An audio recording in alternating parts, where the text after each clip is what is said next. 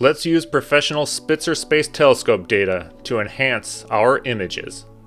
Welcome to SETI Astro. But before you can merge your data with professional data, you got to get your telescope set up. And I'm very excited to say that's going to lead us to the sponsor of our video. Alright, all set up. No, must have dropped my wallet somewhere, setting up the scope. I'll just use Find My to find my wallet.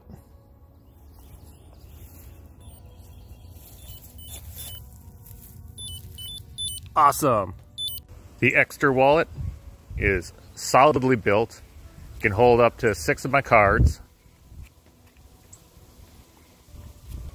The 6 cards in the back also have a plate for the RFID protection, and that is also where I keep my Find My card for my wallet. On a single charge that lasts up to 6 months. Works with the Find My iPhone app. You could have it make an alarm sound so you can find it easier. You could see it on the map location, and you could share that location with up to 5 other people. Extra is currently running a sale right now, 25% off, and with my promo code SETIASTRO at the time of checkout, you get an additional 5% off as well. Be sure to use my link in the description below. Now let's get back to combining our images. So I have here a recent project I've been working on, the Embryo Nebula. And I think it's a perfect example of adding professional data to an image. So there's a lot of dark dust that we could use an infrared space telescope to peer through. Now everybody's going to be tempted to use Hubble data or JWST data. Warning that those things have very high resolution. I don't think people really appreciate just how much detail and zoomed in those telescopes are. Even like the pillars of creation is a mosaic for Hubble, right? That wasn't a single image. That was many images, and it's a big mosaic. So I think we should use a space-based telescope that is much more in line with the focal lengths we're using, and that's the Spitzer Space Telescope. It's the predecessor to JWST, and its data set is going to match up surprisingly well with what us amateurs are utilizing. So the first thing to do is have an astrometrically solved image and use what's in my image, because the very first thing you need to verify is if they've actually imaged this thing. So in my case, even a quick query in Simbad will show that there's multiple Harbig-Haro objects, young stellar candidates, Mazars, just all sorts of craziness in this tiny area. So I was like, surely the professionals have imaged this. So I'm going to open Advanced Search and click Query Mast. And that's going to look for anything in the MAST database, which is going to be Swift, Hubble, JWST, Spitzer, TESS. Just a ton of professional telescopes. And you can see, yes, Spitzer has data, TESS has data. So all we're going to do is double click one of those, and that's going to open up the MAST portal. And I don't like using PixInsight's default web browser here. It's just not very capable. So be sure you open the web browser of your choice and copy and paste the link that you get up here in it. Now when the page loads, off to the right will be representation of all the different images they've taken of this area. Off to the left you can see the different telescopes they've used. Spitzer, Hubble, TESS, JWST. Everybody's imaged this thing. So I'm going to click Spitzer, and that's going to filter down to Spitzer. And then we don't really have any need for spectrum, so I'm just going to click Image, so that'll filter out any spectrums. And then, you know, we're looking at NGC 1333, and that helped narrow it down as well. And I'm just going to click on any of these. We'll also pull up the various ones here. Now, Spitzer has a couple different filters on it. We want to make sure we're just looking in the infrared. And now it's just a matter of choosing one, really. The IRAC filters are really great. You can see they use them most of the time. So just go ahead and give it a go, right? Try one. Click on add, click on the little 3 dots there, and then add product to download basket. Now what's going to happen is, unlike Hubble and stuff, where you could download the data directly, because there's so many links, what you're going to want to do is click the main checkbox and just download. And then it's going to download a zip for you. What's inside that is going to be something called a manifest file. So you can double click that, and it's just going to open up a page for you that has a ton of links in here. They're not clickable, so the tedious method is to highlight it, copy it in your URL. It's going to download the fits. All these fits are pretty small. Spitzer itself had a very small sensor, so you're going to end up having to download a bunch of these images in order to build up a mosaic around the region. So to automate this, depending on what browser you're using, you're going to want to get an extension. I'm in Firefox, and the extension I'm going to use is called Simple Mass Downloader.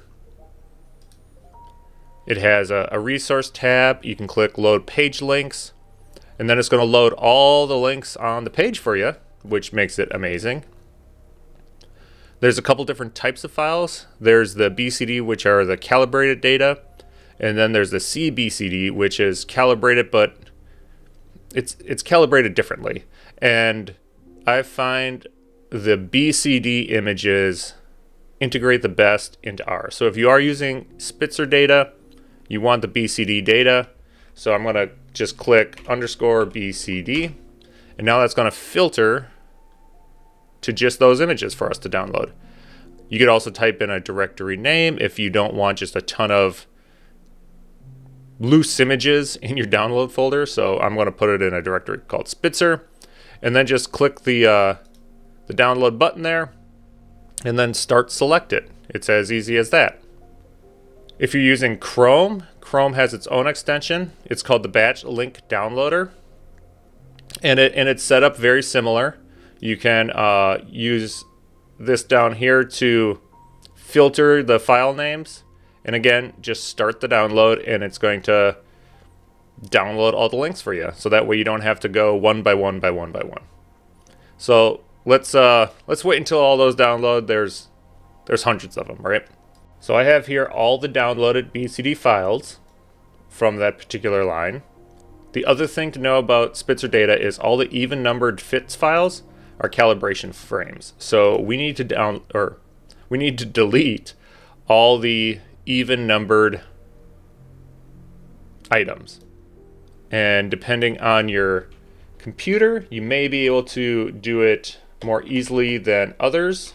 So to filter out all the even numbered ones, in Windows, I'm going to do this. I'm going to go *2 _0000. So what that's doing is searching for the last digit of 2 here, underscore, and then those 4 zeros. So it's going to find all those. On Mac, you're going to have to, I'm not as familiar with Mac, so use your own wild card there. So we got to delete all these. And then I'm going to change it to a 4. That's going to bring up all those. And then a 6.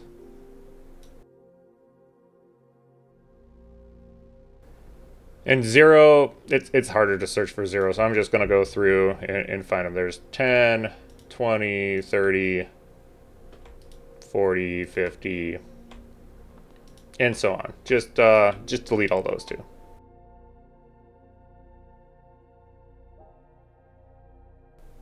All right, once all those are deleted, you're going to notice as well after Spitzer, it's like L1, L2, L3, L4. Those are just different groups of images it took, right? So they're separate mosaics. So I'm just going to use the first one to do our little project here. All right, let's close all this. Now, if you just open one of these, you'll see it is small. It's 256 by 256. And it is in a linear state. but importantly, it has an astrometric solution. And you can see the resolution in Spitzer is 1.2 arc seconds per pixel. That's perfect. That's right around where everybody shoots, right? So that's why I love using Spitzer data. So let's go ahead and open script mosaic by coordinates. We're going to go ahead and add some files here. We want the Spitzer data, and I'm just, like I said, going to use the L1 data. This is the first mosaic it took in there. And the output suffix, yeah, we could have it as RA. We don't want to overwrite anything. And just tell it OK. It'll give you a warning just because it really doesn't know. And you can see it's going to load in all the astrometric data for every single one of these, and it's going to make a mosaic for us. You're going to get a message that it all finished successfully. Now in our folder, you're going to see a bunch of XISF files. Now if we open up one of those, you can see that it has an astrometric solution for the whole thing, and it's all black with the exception of where it has that little patch. Okay, the thing to know about these little images down here now is they're still linear. And if we just go ahead and use the merge mosaic tool, they're really not normalized to each other. So it's going to be hard to stretch them. So let's go ahead and stretch everything and then combine them. So what we're going to have to do is right click anywhere on the desktop, make an image container. We want to click the folder button. Navigate to where you have all your images saved, and here's all my RA images.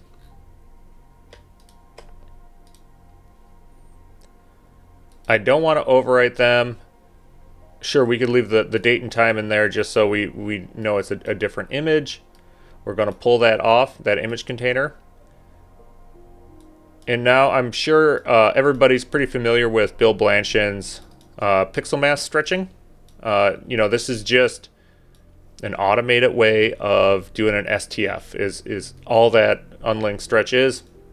It's literally just the equations for STF. So what I'm going to do is go ahead and drop that pixel mask right on the image container. And now it's going to go ahead and start stretching each one of those images and adding a new one in there for us. So we'll just wait until that finishes up. Okay, that's done.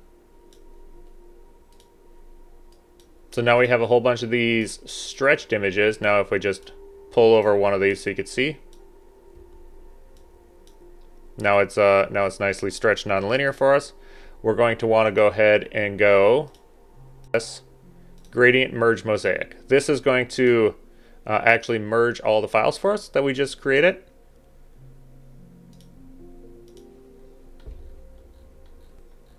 So we want all these stretched images, and we'll go ahead and run it. Now it's going to go ahead and load up all those images and merge them together for us. All right, gradient merge mosaic is done, and here it is. So we can close that, and let's give it a little zoom in just to see what we look like here. Very cool stuff. So this is the data now from Spitzer, and we're going to go ahead and do a couple things. Right now, it has no astrometric solution. Like if I try dropping what's in my image on it, it's just going to say it doesn't have one. Chances are you're not going to be able to use image solver either. We can try using the blind image solver, but since it is professional data, sometimes astrometry.net won't be able to solve it well for us. But that's not a big problem, because these other images that we initially made for the mosaic by coordinates, these do have astrometric solutions. So all we have to do is copy the astrometric solution from any of those that we got when we did the mosaic by coordinates to our new merge mosaic here. The easiest way to do that is in the console, type cpast -s for source. So we're going to copy the astrometric solution, that's cpast. Source equals, well, it's this. And we want to copy it to merge mosaic 1. So merge mosaic 1. Done. So now this has an astrometric solution. Our main image has an astrometric solution, which means we could do this process kind of one more time. Let's go back up to script, mosaic by coordinates. We'll clear this. Now we need to add our two windows. We have our merged mosaic and our initial image here. And just click OK. All right, and that gave us two new windows, and they're aligned with each other. So here is the Spitzer data, and here's my data. This is how they actually line up. So now it's going to be a matter of, let's just go ahead and merge the two together.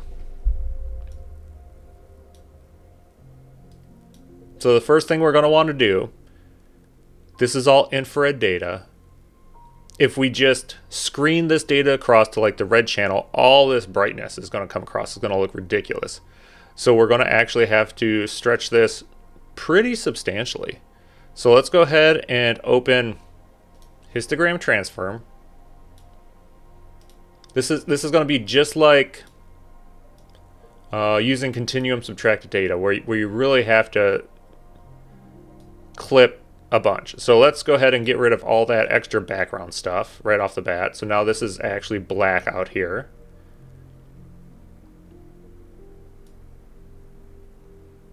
And we're going to want to take off essentially the median value. We don't want any of the sky background. We just want signal from Spitzer. And that's going to be right here at the peak. You could also use pixel math just to subtract the image median. I'm just going to do it this way and click apply. Now you can see in here there is still a bit of clunkiness just around the image data. Your data for your image may or may not have that. So it's just going to be a matter of playing with your data here a little bit to get it to a point where you want to kind of merge it with your data in your image.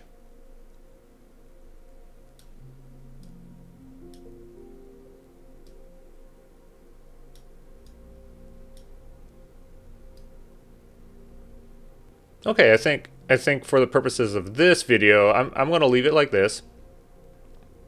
And then we have this here as well.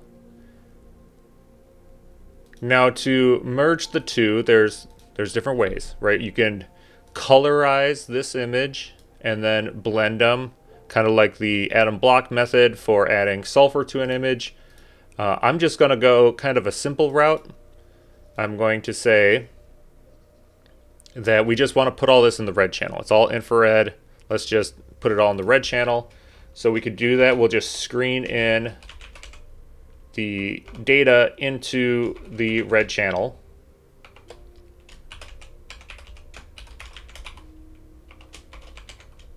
All right, so for the red channel, we're saying take the target, the red channel of the target, and screen it with merge mosaic, the registered version.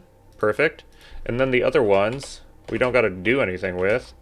Green channel, just return the green channel, and blue channel, just return the blue channel. And maybe we want to create a new image. So we're going to drag that to our target, which is our main image here.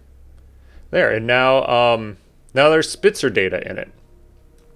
Maybe that is a little strong, a little heavy-handed on my part here. So I'm just going to close that. And let's just darken this up a little bit.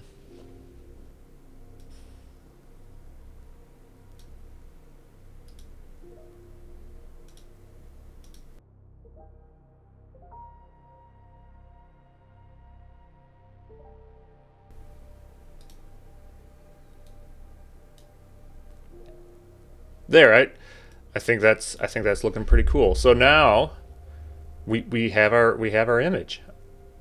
We can just go ahead and crop it here a little bit. There, and now we've added Spitzer data to our original image. You can see that there's stuff just in here that couldn't be seen in my original image. Let me get it up so we can blink them. So here was our original RGB image, and then adding in the Spitzer data. You can see where it is peeking through that infrared, through those dark clouds. It's all lined up properly where it needs to be, so before and after. And you could do a lot better, fancier things with the data. I just wanted to make sure that you can retrieve the data, align it to your image, and then from there, you know, we could have decreased the noise on the Spitzer data, you know, sharpened it, all those things that we would normally do for processing image, you could do on the professional data. I think it's just a really cool thing to do to enhance your image a little bit with maybe with some information that you didn't think about trying to get before. Well, I hope you found this video fun and you guys get some interesting mergers between your data and professional data. Please comment, like, and subscribe.